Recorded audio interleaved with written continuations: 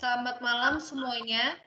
Jadi kami akan membahas tentang UAS Manajemen Sumber Daya Manusia yang bertemakan hubungan serikat karyawan dengan industri. Dan saya sendiri sebagai moderator yaitu Erika. Kemudian ada anggota saya yaitu Saya Teresia Dwi. Saya Ardivia. Saya Putri Hanisan. Jadi saya akan menanyakan pertanyaan pada Putri Hanisan, apa yang dimaksud dengan serikat buruh? Jadi ada dua, yang pertama itu menurut undang-undang, yang kedua itu umum. Yang pertama, apabila dalam undang-undang berdasarkan ketentuan umum pasal 1 Undang-Undang Tenaga Kerja tahun 2003 nomor 17. Serikat buruh atau serikat pekerja merupakan organisasi yang dibentuk dari, oleh, dan untuk pekerja baik perusahaan maupun di luar perusahaan, yang bersifat bebas, terbuka, mandiri, demokratis, dan bertanggung jawab guna memperjuangkan, membela, serta melindungi hak dan kepentingan pekerja, serta meningkatkan kesejahteraan pekerja dan keluarganya. Sedangkan menurut umum adalah, serikat pekerja adalah suatu organisasi pekerja yang bergabung bersama untuk mencapai tujuan yang bersama seperti upah, jam, dan kondisi kerja. Organisasi tersebut dapat terdiri atas buruh seorang profesional, mantan buruh, atau penganggur. Kemudian untuk pertanyaan yang kedua ini, saya tujukan untuk Teresia, apa fungsi dari serikat buruh? Jadi fungsi serikat buruh sesuai dengan pasal 102 UU Tenaga Kerja 2003 dalam melaksanakan hubungan industrial, pekerja dan serikat pekerja mempunyai fungsi menjalankan pekerjaan sesuai dengan kewajibannya, menjaga ketertiban demi kelangsungan produksi, menyalurkan aspirasi secara demokratis, mengembangkan keterampilan dan keahlian serta ikut memajukan perusahaan dan memperjuangkan kesejahteraan anggota beserta keluarganya. Kemudian untuk pertanyaan ketiga ini saya tujukan untuk Putri Hanisan, bagaimana cara menjadi anggota serikat buruh ataupun serikat pekerja? Caranya simpel sebetulnya. Pada dasarnya, sebuah serikat buruh atau serikat pekerja harus terbuka untuk menerima anggota tanpa membedakan aliran politik, agama, suku, dan jenis kelamin. Jadi sebagai seorang karyawan di suatu perusahaan, Anda hanya tinggal menghubungi pengurus serikat buruh atau serikat pekerja di kantor Anda. Biasanya akan diminta untuk mengisi formulir keanggotaan untuk data. Ada pula sebagian serikat pekerja yang memungut iuran bulanan kepada anggotanya yang relatif sangat kecil, berkisar 1.000 sampai dengan 5.000. Gunanya untuk pelaksanaan program penyejahteraan karyawan anggotanya. Tidak mahal kan? Tidak akan rugi ketika kita tahu apa saja keuntungan yang didapat. Lalu pertanyaan ini untuk Teresia, peranan penting serikat buruh dalam tata kelola perusahaan itu seperti apa sih?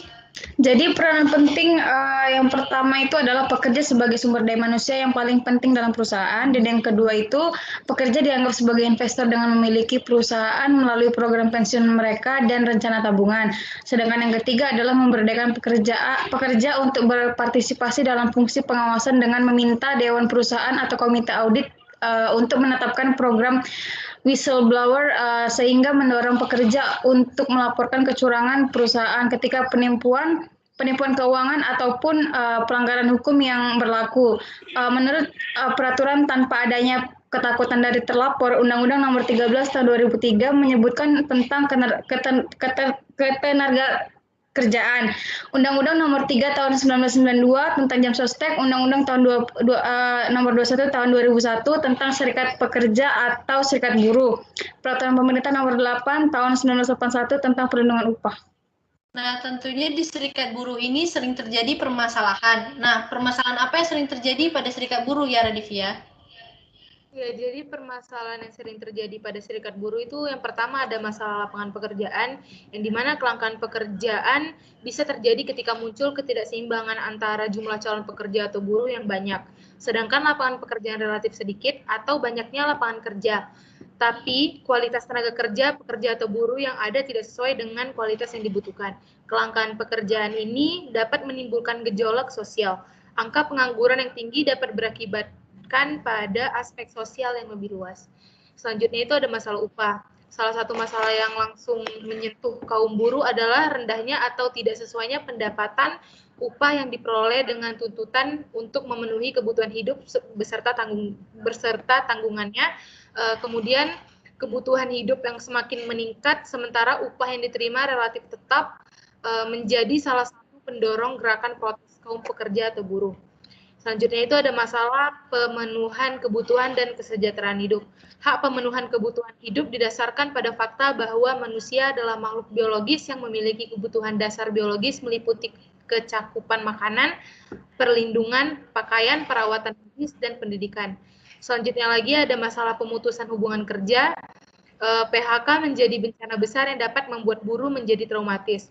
Problem PHK biasanya terjadi dan menimbulkan problem lain yang lebih besar di kalangan buruh karena beberapa kondisi dalam hubungan buruh dan pengusaha. Yang terakhir itu ada masalah tunjangan sosial dan kesehatan. Begitu pula ketika ia sudah tidak mampu bekerja karena usia, kecelakaan, PHK, atau sebab lainnya, maka ia tidak punya pintu pemasukan dana lagi. Kondisi ini akan menyebabkan kualitas hidup, terutama bagi rakyat yang sudah tidak dapat bekerja atau bekerja dengan upah yang minim, sehingga tidak dapat memenuhi kebutuhan hidupnya. Jadi untuk segala penjelasan yang telah kami jelaskan tadi, kesimpulannya itu yang pertama itu dapat disimpulkan setiap perusahaan pasti berharap dan senang bila mempunyai karyawan yang mempunyai komitmen tinggi dari perusahaan. Kemudian yang kedua itu peranan karyawan dan seluruh serikat pekerja itu menjadi sesuatu hal yang paling penting bagi suatu manajemen perusahaan karena keterlibatan mereka dalam sebuah perencanaan, sistem, proses, dan juga tujuan yang ingin dicapai oleh perusahaan. Nah, mengenai peranan tenaga kerja juga harus dibedakan antara mereka yang memiliki pekerjaan dan mereka yang bekerja.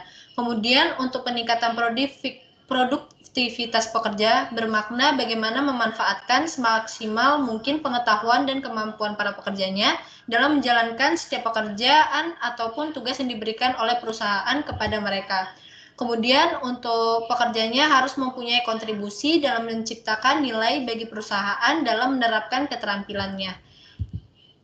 Jadi segitu saja penjelasan dari kami untuk UAS ini. Terima kasih.